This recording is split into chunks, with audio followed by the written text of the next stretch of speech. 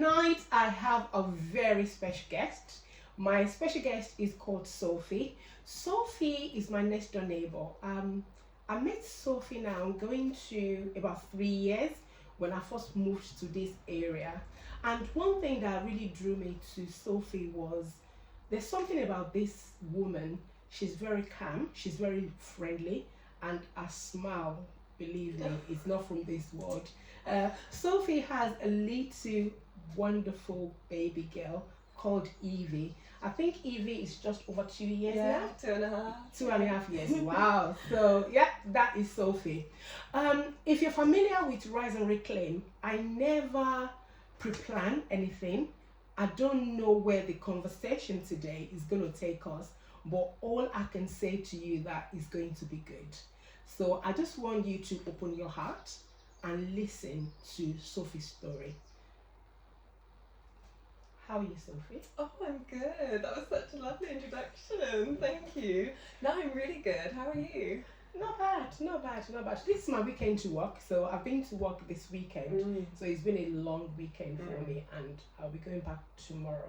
But thinking about tonight, it makes everything really, really good. So I am so excited. Oh, I'm so excited. Thank you for our inviting me conversation. on. It's so lovely to have a conversation with you because I feel like we pass each other all the time as neighbours, but it's so lovely to have a get down and deep with the chat, and it's just it's lovely. Yeah. I know. So Sophie, what would you like to talk about tonight? For the past 5 or 10 minutes, we've touched a little bit on some things, and I feel that they're really deep stuff. And I'm thinking that there's a lot that is in there. I see you as a woman that is overcome so many challenges because of just the little bits that you've discussed with me. And I think that, I don't know about you, but I think as women, when we come together, I think we can really empower each other with our life stories, because if it's happened to you, I don't have to go down that route. I can actually learn from your example. I mean, you look very young and beautiful, but it's not about age. It's about experience and the things that you've gone through in life.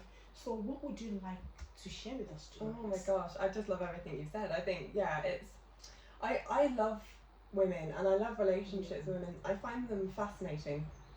I think some of the relationships that I've had with the women in my life, whether that be family or friends, have informed who I am to a very deep extent. And the one thing that I always think of when I think of the women that I truly admire and are truly inspired by is the resilience of an empowered woman. I just find that, as you said, I've been through quite a lot in my time. I've yet to meet a woman who hasn't been through quite a lot. That's very true. In her time. I think we're thrown a lot as women. Men have their own story, and that's valid and that's there, but I think just speaking as a woman and who has so many close relationships with women, we go through an awful lot. Just even if you take through a normal woman's life, I always think about it, go back to the biology, like every month we go through cyclical pain. We go through so much, we're the child bearers, we give birth, we raise children, we feed our children. Our entire biology the story is so intense and it's beautiful, but it's painful. And I think that's the thing, we that's just isolated from our biology alone. The world that we live in gives us so much to tackle with and to challenge us. But the resilience of women, I think, is just incredible. I've seen so many women knocked down where you think there's no way that woman could get back up, and she finds a way. And it's so amazing to me. And I love talking about that journey for women. It's we all go through it, and it's so lovely to have an opportunity to talk to a fellow woman who's been through a lot and has risen above it, which is amazing. There's something that you just said now, that when we fall and then we rise again, it just took me back to a place in the Bible. It says that the righteous man falleth 7 times. How can God say somebody is righteous when they are falling 7 times? And the key thing there for me is every time you fall, you need to get back up again. dust yourself, get some energy, get some knowledge, learn from the past experience, and rise up again. So it's not about falling, it's about not staying down. Wow. So it's okay to fall. We all fall. If the Bible can talk about somebody, they fall 7 times. A righteous person, when you're talking about somebody that is righteous, that means that they're in right standing with God. So they have a bit of knowledge, but they are falling 7 times. So that means that they fall the first time, they get up. They have enough sense to fall, to get up. They fall again and they get up again. So it doesn't matter what happens to us in life. What we must not do is stay down. Wow. That's so powerful. And I know that I love the word of God. I know that you're a student of psychology. Yes. Talk to us about that. Why psychology? Why the mind of men? What took you there? Well, actually, weirdly, COVID. Okay. So when I was in COVID, I was working at the time for a property company. I wasn't that happy. I was completely unmotivated and uninspired by the work I was doing every day. And when COVID happened, as for all of us, the world just changed overnight. And suddenly I was working from home, not in the office as usual. And for the first time in my company, so I was the mental health first aider for my company. I was the only one who volunteered to be the mental health first aider. And through that, I was talking to people, and I had people ringing me for the first time during COVID because people were struggling. And when I was having these conversations, and kind of, mostly it's validating someone's experience to say, I see you, I hear you, giving that space for compassion, and then signposting them to areas of support. But what I realised was that, these conversations were getting trickier, and there was one instance where someone rang me and I felt, and they did express to me, that they were having feelings of taking their own life. Wow. And I thought, wow, I want to help. I really want to help in this situation, but I felt ill-equipped. And I immediately signposted and safeguarded the entire situation to ensure that person got support. But I think that was the first time that I thought, actually, I want to be one of those people that knows how to really get involved with those conversations, because I wanted to help that person so badly. And that felt to me like a real purpose and inspiration. And to be honest, at the time as well, seeing the NHS and all those people still going to work, the absolute admiration I have for every single NHS worker that went through that, any bit of that, and decided that every day they were going to get up and throw themselves into the line of fire to help people. It inspired me, and I thought, one day I want to be the proudest person and say I'm a part of that. Wow, that's great. And I decided that would be in a mental health capacity. So I signed up for a part-time degree in psychology, and I've been doing it now it'll be my 6th year going into September. Wow. Where I finally graduate next year. So wow, it's been a long journey. I took a gap year to have my little girl. Can you imagine? Yeah. So it's been a long journey, but I can't wait to study psychotherapy and actually be a therapist and go in and work for the NHS in that capacity will be amazing one day, hopefully. Wow, that's really great. That's great to hear.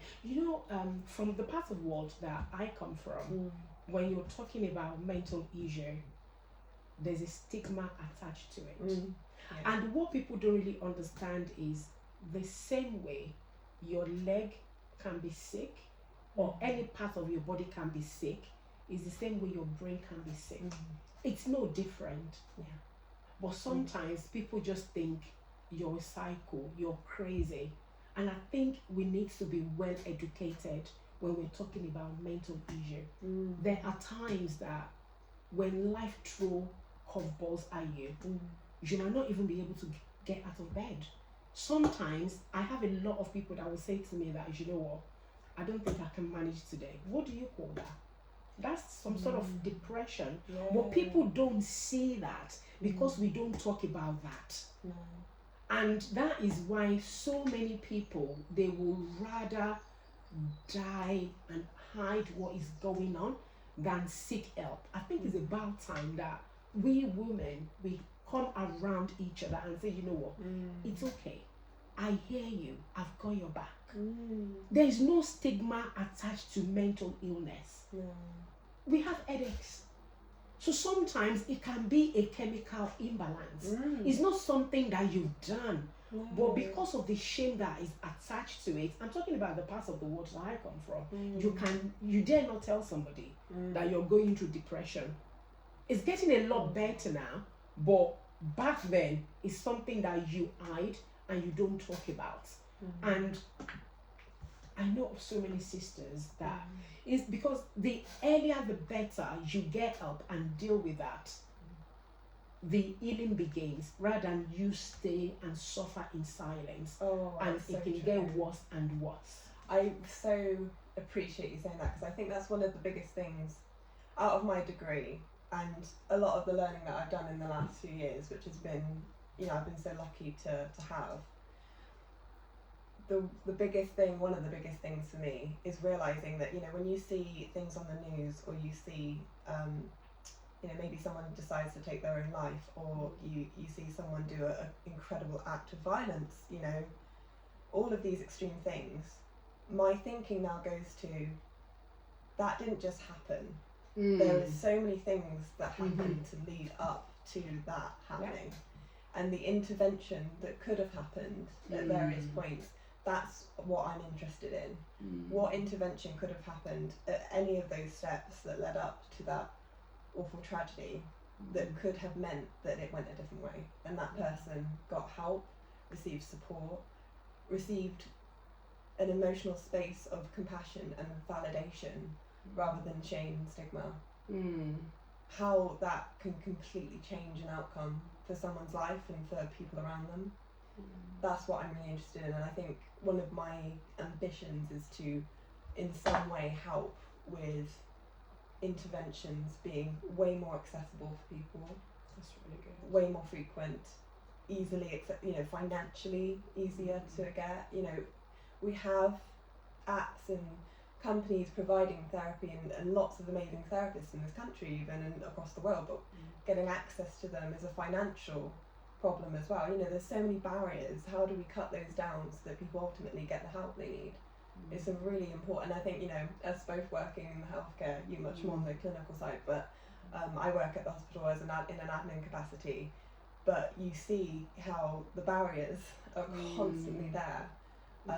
And you've got amazing people working in the NHS, for instance. You've got people with so much experience, so much compassion, so much motivation to go into work and help people, but it's almost like they're going to war without any armour or anything to use. You're sending them off in there, and these are incredibly skilled people, but there's only so much you can do when you're not given enough.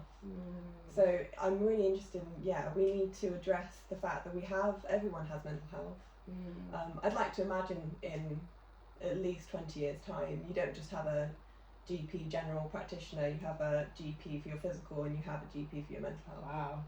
I think that's what should happen, because really both are equally important. Definitely. So that's where the kind of, I suppose, my philosophical mind goes to, is like in a very systematic way, how do we intervene, how do we get people the help they need? Because I think at various times in my own life, I think how that intervention would have been incredibly helpful and would have helped me. And I'm here today, but like most women, I think it's been a struggle, and some women are not here today because of how bad it's been, and I wonder what intervention could have helped them. And that's, yes. You just mentioned, Sophie, now your own life. I know that we've talked about beautiful Evie, over 2 years old, and I know that you're a lone parent, you're raising Evie by yourself. Do you care to share with us what got you there, and how are you coping with that? You come across to me as somebody very confident. You know what you want, and you know what you will not take. I listened to our conversation earlier on, and I'm like, I like this woman. She knows what she wants. Obviously, that tells me that you've done the healing, you've done the process. So talk us through. Some of us are not there yet. So if there's somebody out there, let us know how did you get to being a lone parent, and how are you surviving now? Oh my gosh, what a good question. Yeah, I think like for a lot of single mums, this journey is an intense one, and it comes bearing its scars.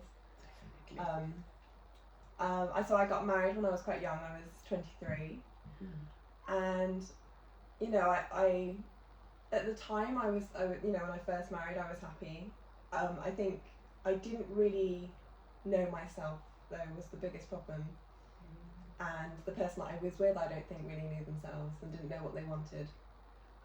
I knew I wanted a family, and I knew I really, really wanted a baby. So when we got married, that was the next step. And I don't know, looking back, if I really understood what a healthy marriage looked like. So for me, that was a really kind of a blind sight on my part. And again, not knowing myself, I think, was the worst thing. I'd gone through a lot of trauma when I was young. I'm a sexual assault survivor, an abusive relationship survivor. All happened in my late teens. So that really, I think, informed a real trauma response to romantic relationships rather than a healthy one. And I can see that now, and I can feel compassion for my younger self, that I kind of was without that self-awareness and that peace that is required for you to make decisions about a romantic partner that are healthy. So I really just wanted stability, and that's what I had for a while, and I will always be grateful for those years of stability.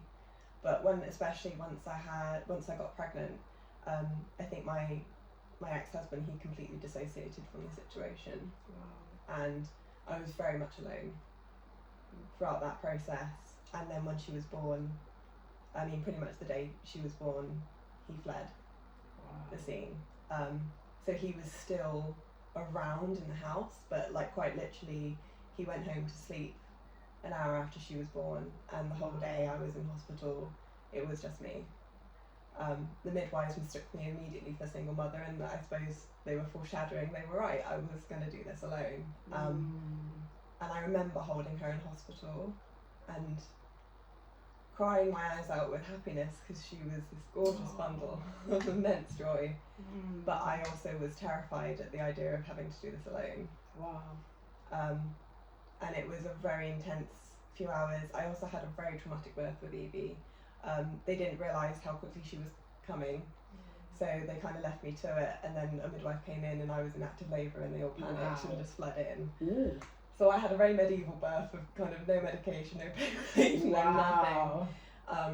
And unfortunately everyone in Swindon decided to have their baby that night, so there wasn't enough gas and air to go around. It was brutal. And Evie came, and luckily I was fairly okay, but unfortunately I tore, and they stitched me up, but they stitched up part of the placenta. Oh no. As well, in their rush, I think, because bless them, again, they're underfunded and understaffed, so I had to have a mini operation to deal with that later on that day, again without gas and air or painkillers, and they had to just do it right then and there. Unfortunately as well, because of the understaffing, it had to be a male that performed the procedure, which for me as a sexual assault survivor really was quite detrimental to my mental health at that point. So I came out of hospital very much a broken woman after that experience, and also on my own. And if I'm really honest, and I've spoken to other women that have had a similar-esque situation, a lot of Evie's first months are a blur. Wow. I can't really remember. I think it was just survival, and my brain has blocked it out. So it's my most vulnerable was probably then, and I didn't really know some days if I was good enough to be his mother, if I could do this. You know, we have to get real, don't we, with how bad it gets. I was having hallucinations. Wow. You know, it was pretty bad postpartum depression. Luckily, I have the best friend in the world, who's called Vicky, and she was an incredible help to me. My mum was amazing, and so were both my nans. Okay. Again, women. I had amazing women who helped me through that and held me and supported me. And some days when I couldn't cope, a phone call with them just got me to the next day, which I'm so thankful for, because each day I got up and slowly things started to get a bit better, and I had more clarity, especially on my situation with my husband.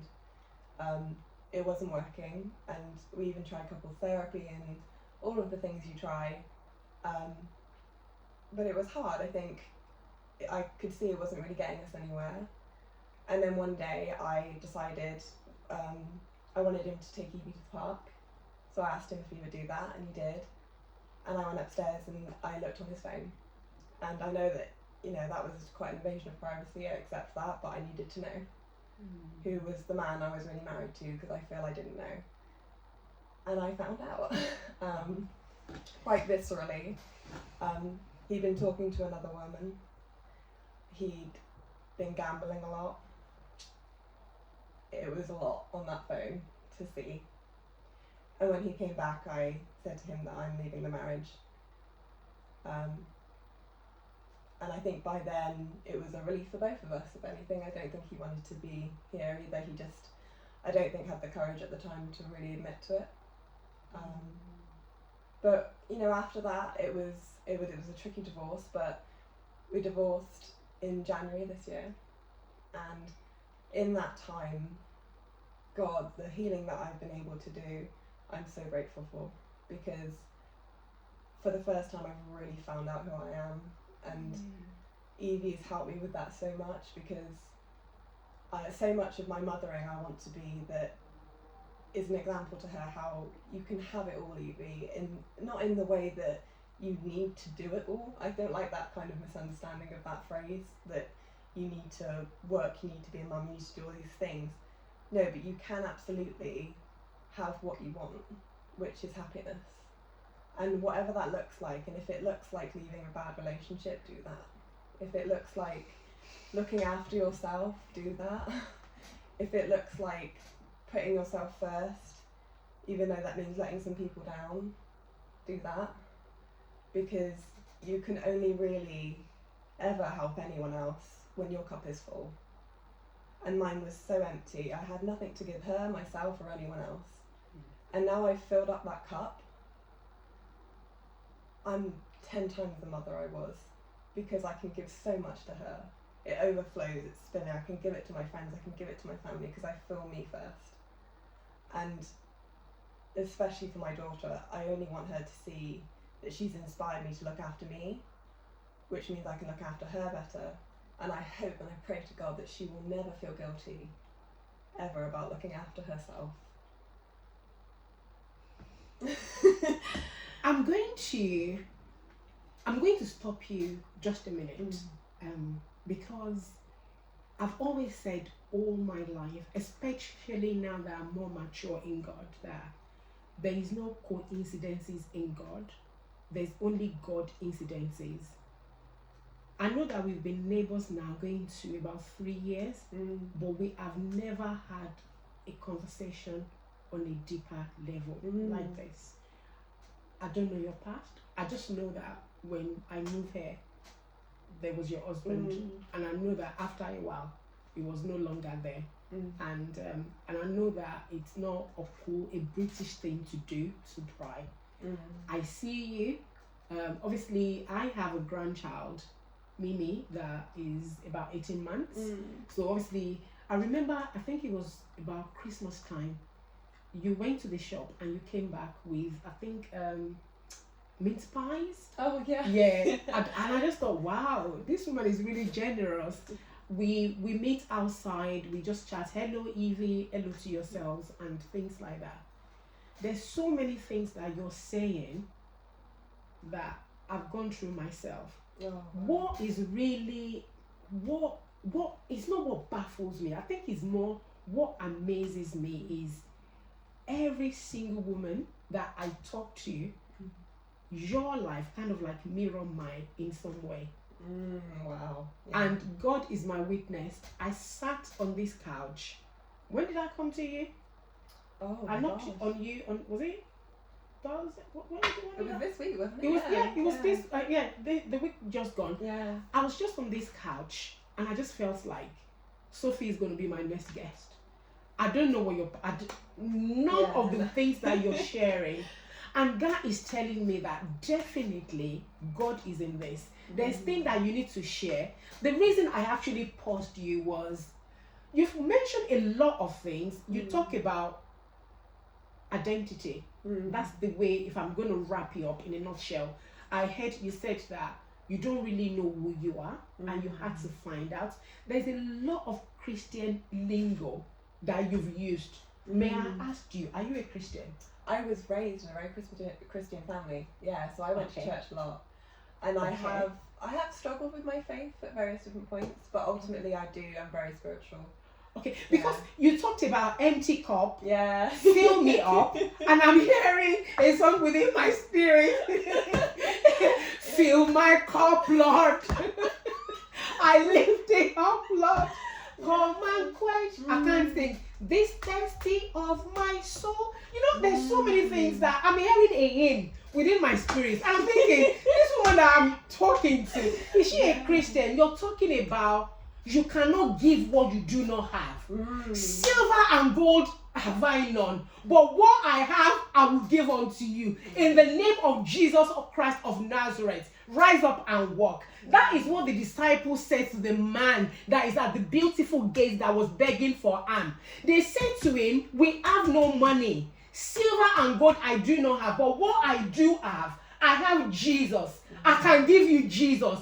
And I hear the lingos, all the things that you're saying. And I'm thinking, is this woman a Christian? okay, that's good. At least we have a common ground. Yeah, okay. Sure. Yeah, and I think still very much to this day, a lot of the biblical language does resonate with me in my spirit. I think there's a lot that I gained from, I think, going to church, especially when I was going through a lot. I think it's interesting because, again, I don't know if I've fully got there with where I am with faith, but I think where I'm at right now is definitely, I really feel, as you were kind of speaking to, the energies. There's something about kind of a spiritual awareness that I have, especially since becoming a mother, actually. I'm not so much so a person who's attracted to kind of big stories of crazy miracles and things like that, just because I find it quite, I don't know how to relate to it, or I don't know how to get there in my head. But when I held Evie for the first time and experiencing that love, the only thing I could kind of, I mean, it's hard to even articulate with words, but there was something spiritual, and it was so overwhelming. And I think I've been able to access a spiritual love much more powerfully since becoming a mother. And I don't really find it in big demonstrative things. It's in Evie's laugh. It's in when I cook for her and she likes it and she has it. It's every time I put her to bed and we sing the same songs and she holds my face. It is literally in those moments that I feel otherworldly. I feel that there's more to this earth than there is just atoms, and there's something else. I go outside of myself, I go outside of everything. And that's been amazing to tap back into that for myself, and I think in a way that I've never really experienced before. And it's made me a lot more as well about my relationships that I have that are so close with my mother, with my close friends, with my new partner. But there have been moments where I thought, oh gosh, this joy that I'm experiencing is only because I've fallen so deep that I can appreciate this feeling. And it's so interesting when you were saying about falling, because not only do I completely agree with you how the only way you can learn is to fall, but also I think falling is so not a sign of failure that I think so many people unfortunately have associated it with, which I understand because we have that kind of society that does label it as you failed. But what that means, I think, to me when you fall is that you were brave enough to live. You were brave enough to put yourself out there. You were falling because you climbed a cliff. And that journey to climb, you had to risk some stuff. You had to be vulnerable. You had to love someone. You had to take a risk, and you had to work hard to climb a cliff in order to fall. And there's no shame in that. That's living. Definitely. And I think anyone who has fallen, be proud that you did that, because that meant that you did an awful lot to get there. You know what you just said, Sophie? You just echo what the psalmist David said. He said in the psalm, he said that if I had not been afflicted, how would I know that there is God? If I've not been sick, how would I know that there is healing? If I had not fallen, how would I be brave enough to be who I am today? I think next month or July is when I'm going to do my interview. You don't want to miss that. When I share my life story with you, people that knows me, that listen to my story, they're wondering, why are you still standing? They think I should probably be sectioned, but I will not trade that for anything. In as much as I love good things, I love your Gucci's, your Pradas, your Armani, bring it on. I love it. I will not trade my life experience for any of those, because it's what has made me who I am today. Wow. And I think, you know what, that's so wonderful, because I think there's a lot about what makes a woman beautiful. You know, we're told that from a young age, unfortunately, and it's always through a very specific male gaze, which doesn't resonate at all with me.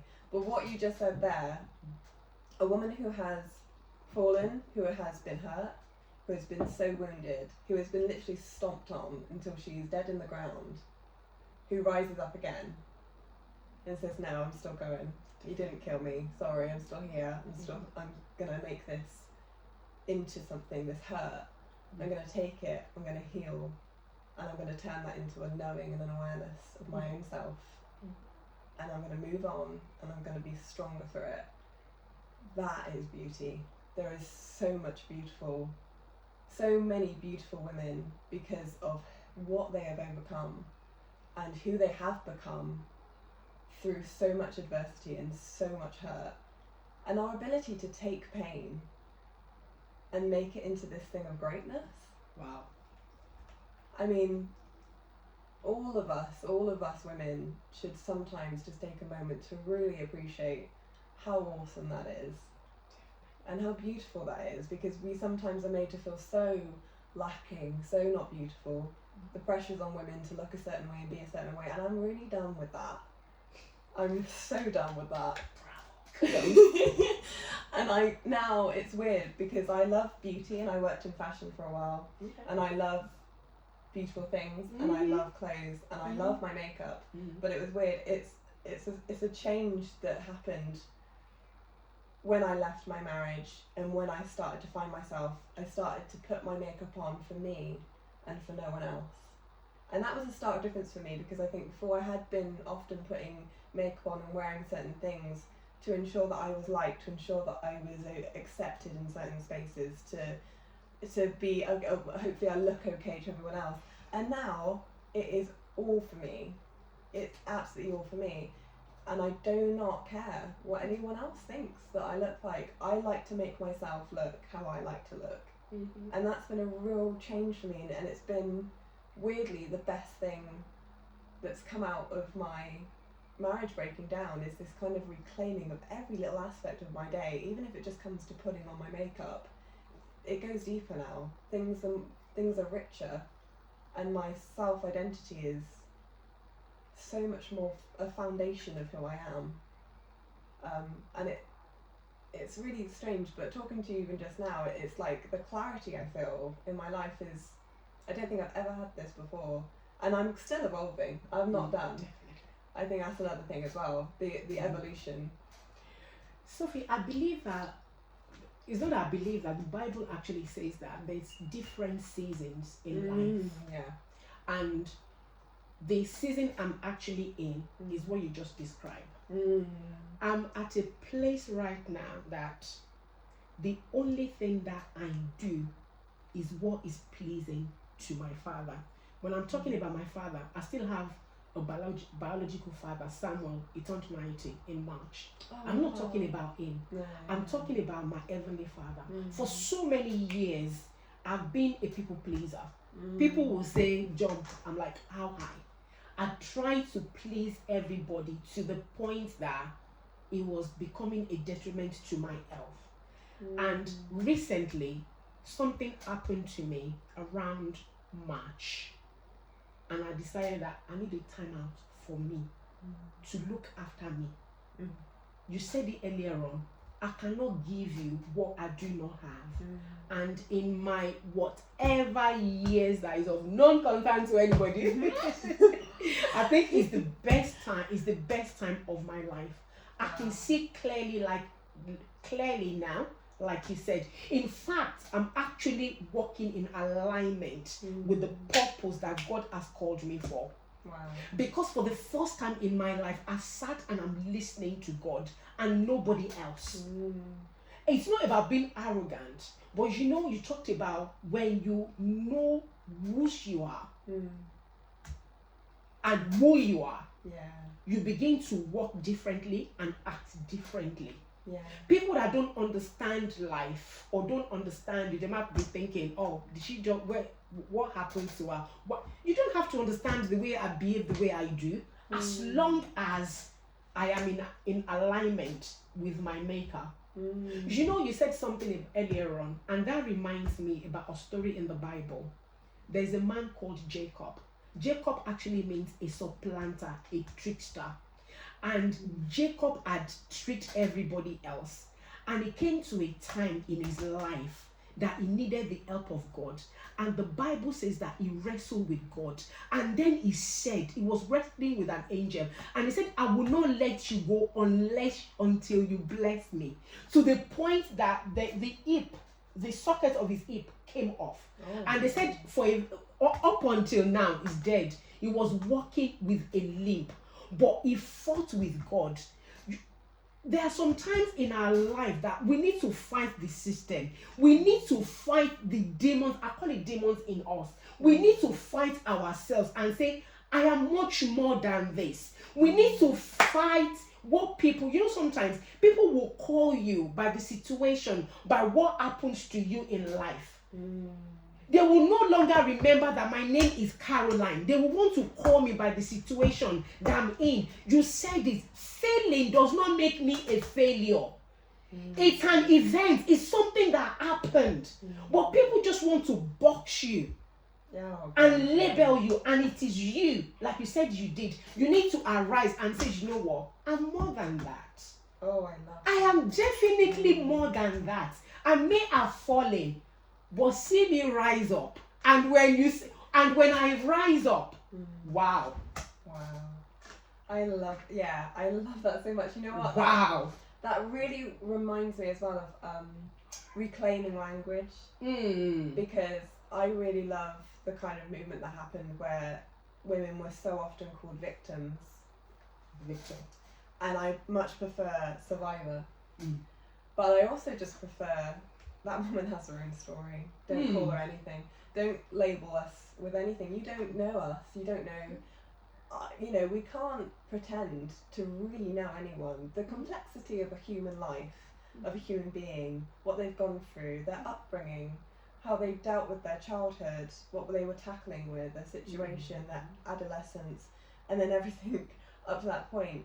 You can never really truly know someone. And I think that's enriching. I think that's enriching for me. I don't ever go into any conversation with anyone thinking I can say exactly who you are. I assume this, I assume that. I'll label you this, I'll label you that. You are far too complex and too in your own right for me to ever label you with anything. You're a human being, you've lived a life, and there is no way I could ever really put myself in your shoes.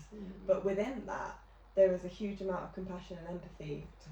Because I have a philosophy that I like to think really helps me with compassion, because I'm a real big person for compassion.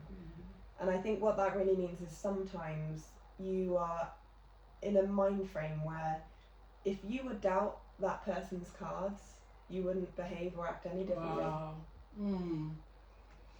And you That's don't often powerful. know the cards that someone is dealt. And sometimes we like to think of ourselves as, I'd do better, Wow. I'd be stronger, I would say no, I would do this, I would be better, I would think smarter than that, I wouldn't get myself into that relationship, I wouldn't get myself into that stupid job.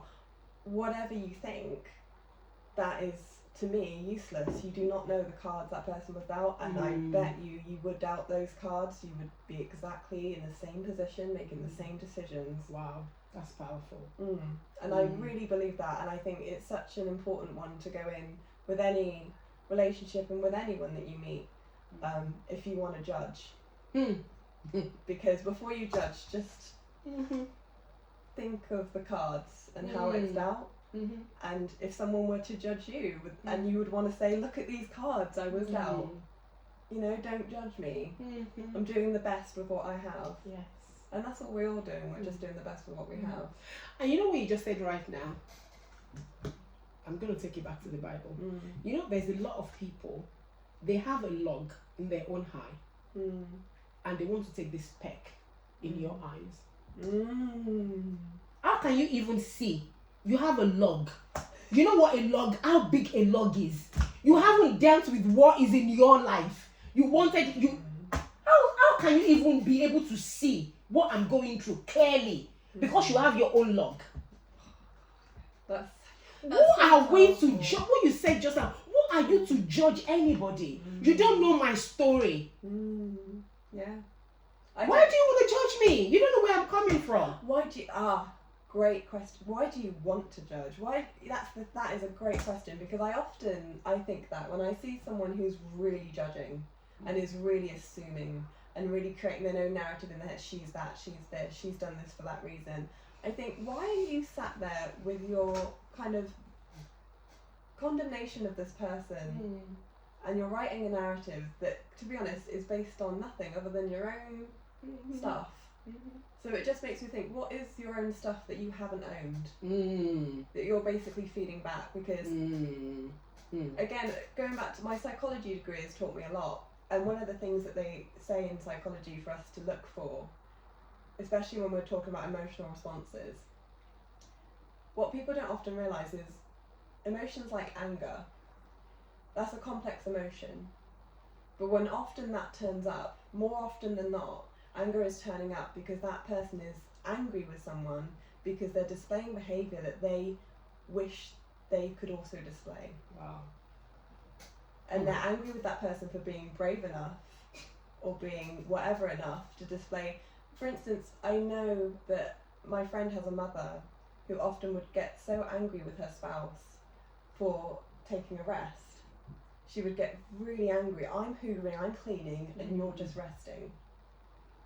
Now, there's a lot of ways that you can look at that, but you could reframe that as, you know, darling, if you need a rest, go rest. And I understand that it might be frustrating if you have a spouse who is resting, but darling, it is not on you to clean that kitchen floor right now. If you need to rest, look after yourself and take that rest. Wow, that's powerful.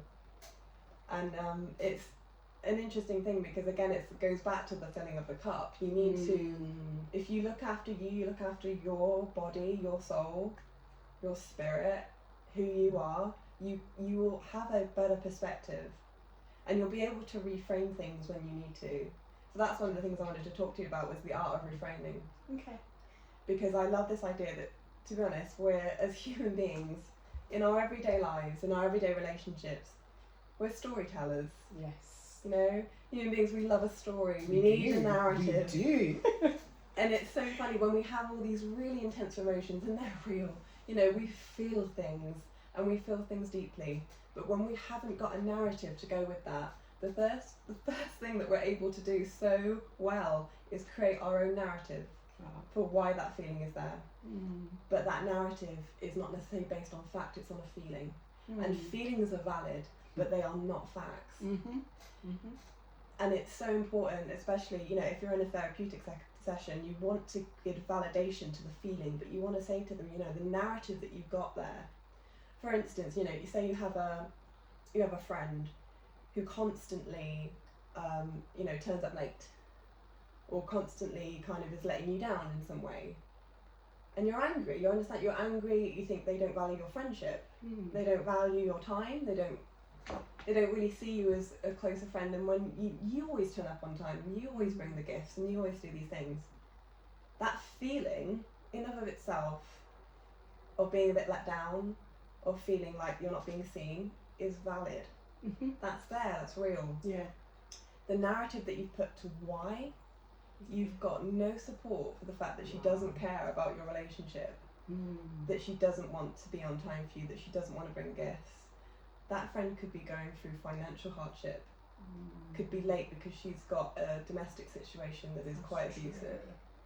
She could be struggling with so much, or coping with something that you have no idea about.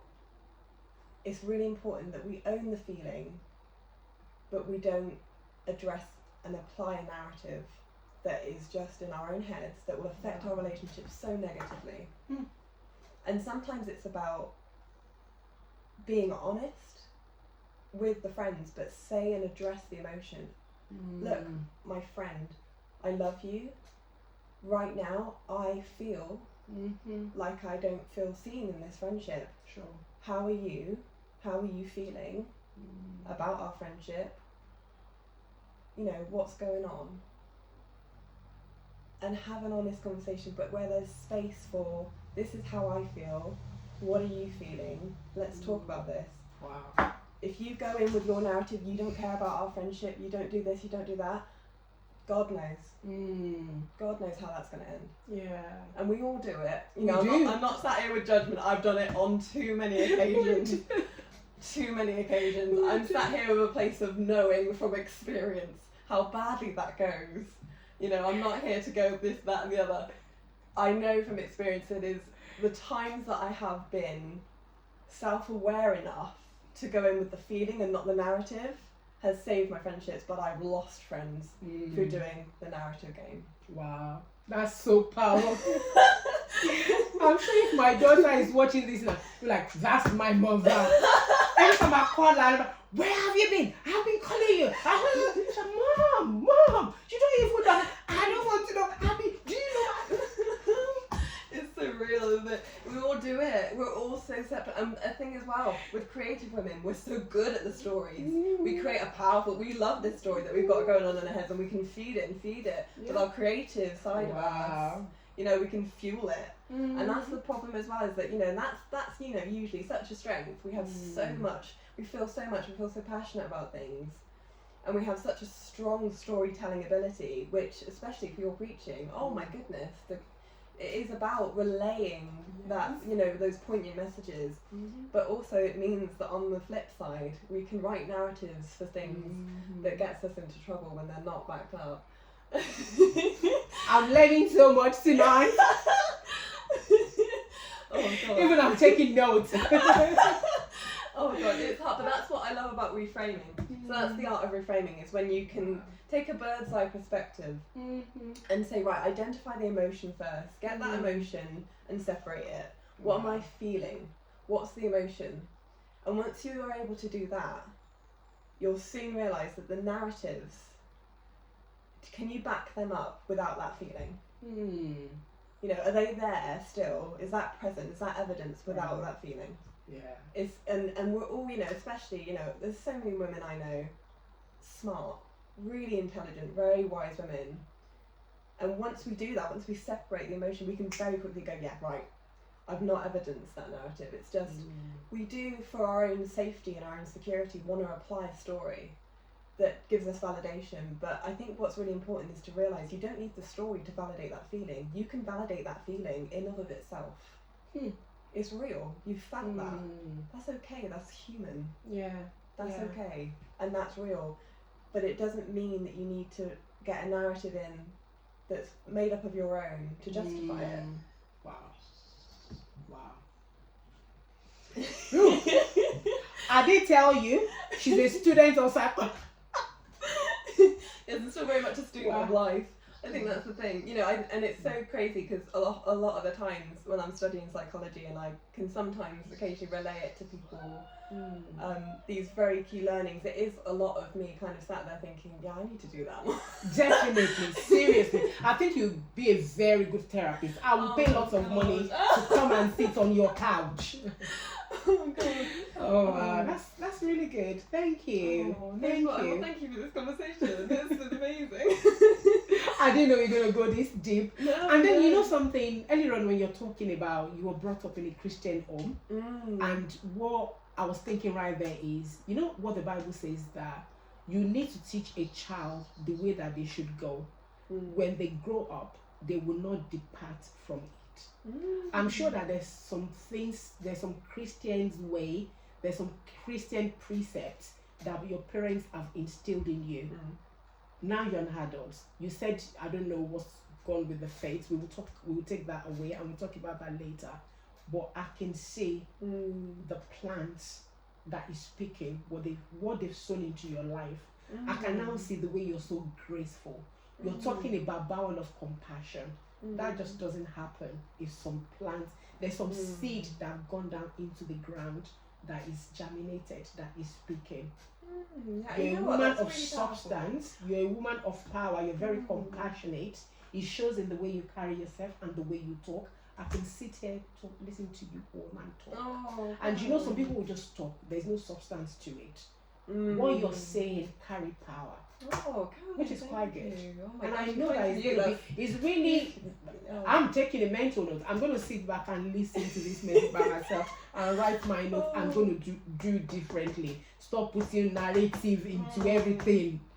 Yeah, speaking from someone who just does that a lot. I think, you know, it's so lovely, Caroline. I think you're so right. I think sometimes, you know, it's lovely to kind of take a step back for a minute and think about how that informed me growing up in church. And I think, you know, I've taken some things and I've left it, but what I've really taken, I think, was from a young age, thinking deeper. Wow. I think a lot of, you know, I love my generation. I think there's so much that this generation has brought, but I think sometimes we're overwhelmed and we're overstimulated, and we tend to go to superficial narratives to comfort ourselves, and we are afraid to go deeper. I think sometimes, don't get me wrong, I think there's a lot of really powerful conversations happening within my own generation, but I think sometimes there are a lot of people I know who are my age who are really scared to ask, what do I want? What's my purpose? Wow. Why am I here? Wow. And those questions ferment in a way that isn't positive. And those questions feel scary. And I think growing up in church, it was always to not fear the deeper questions. They were talked about on a weekly basis at church. Yeah, that's great, yeah. So it made me constantly, I think, a thinker and someone who's willing to do the emotional work of, okay, Sophie, what do you want? You know, at a young age, what do you want? Who do you want to be? How do you want to turn up? Wow. And that was, I think, a really powerful way to grow up. There was good, bad and ugly of my childhood, as is with everyone. Definitely. But definitely I take that as a real gift. I was always really not afraid to have those conversations because I was always around them, and they were always talked at on a weekly basis. So yeah, I mean, that's, I think, one of the, I don't really hear that often enough, how, you know, being part of a faith can do that, can really make you feel that you can speak. Definitely, yeah. So Sophie, I think this is how we're going to end it. Have you now found your purpose in life? If I ask you to sum everything up, what do you think your purpose in life is? Wow, that's such a good question, especially after what I just said. No, I think my purpose in life is actually to find me. Wow. And that is an evolution. I don't think I'll ever get there. And that's okay, because I'm constantly searching for it. Even if I know I'm never going to truly even get there, I constantly want to understand more. And I think my purpose is not only to do that for me, I want to know as much about other people as possible. I think that's my psychology. I want my purpose in life to be, I mean, one particularly to raise my daughter into someone who is kind and compassionate and knows how to make herself happy, and therefore her energy spreads. to others. But ultimately, I think my purpose is to be brave and every day wake up with good intentions, with compassion, and seeking to know myself and seeking conversations where I feel that I can get to know others, because only through the conversations that I have, like with you and with people that I have all the time, that I'm lucky enough to have, where I start to understand what someone's been through, their lessons, their learning, do I really feel that there's an intrinsic and beautiful connection that we have between human beings that is otherworldly, that really links to my spirit. And that, you know, we've lived probably incredibly different lives, incredibly different backgrounds. And I feel so connected with you in this space, in this conversation. And so much love for you, and I think that's so beautiful, and I think that's my purpose, is to have as many of these types of conversations and these connections with people as possible, because it's where I feel my spirit is most happy. There are not many times the people that really know me will know that I will not have words to say, but tonight is an exception. There's so many things that is within my spirit that I can't actually really articulate, and the reason being, I could not have planned for this conversation. I never knew what Sophie had gone through, and right now she has touched on so many things that I'm going to end this conversation right here. But we will be back. I can tell you that we will be back. I'd love to. We're going to be That's okay. Thank you. We're going to be talking about faith. There's some things that I could hear within my spirit that I'm going to be asking Sophie later on. We are going to be back. Sophie, I want to say a very big thank you for being here tonight, for being you, for speaking your truth, for educating us, for enlightening us, and above all, for loving God the way you do, because I can sense that you love God. Oh, Caroline, you know what? It's been such an amazing, as you say, we couldn't have planned this, because it's just been so spontaneous. But I've gotten so much from this conversation. I absolutely love you. I think you're amazing, and I'm so privileged to come on your podcast. Thank you so much. Everybody, thank you for listening to us. If I know that Sophie has touched on so many things, if there are things that she's talked about tonight that you've been affected by, like I always say, we're always here for you. We can signpost you. You can have an opportunity to talk to Sophie. If we can't help ourselves, we know where we can signpost you to. We know people that can help. We have counselors around that are willing to talk to you. Please, whatever you're going through, you don't have to go it through alone. When Sophie spoke earlier on, she talked about her grandma. It was last week that her grandma knocked on my door and said, Sophie is not here, can you give this to Sophie? Very beautiful old lady. I've seen Sophie's mom, I've seen all these people around her, and she said about her friend Vicky that she could not have done it without her. There are so many people that are willing to help. You don't have to walk it alone. Because you have failed at something, that does not make you a failure. If anything, that is empowerment. Because when you rise up, you will be 10 times better than before you fall. Don't suffer alone. Reach out. Thank you for joining us tonight. Until the next time, keep rising and keep reclaiming.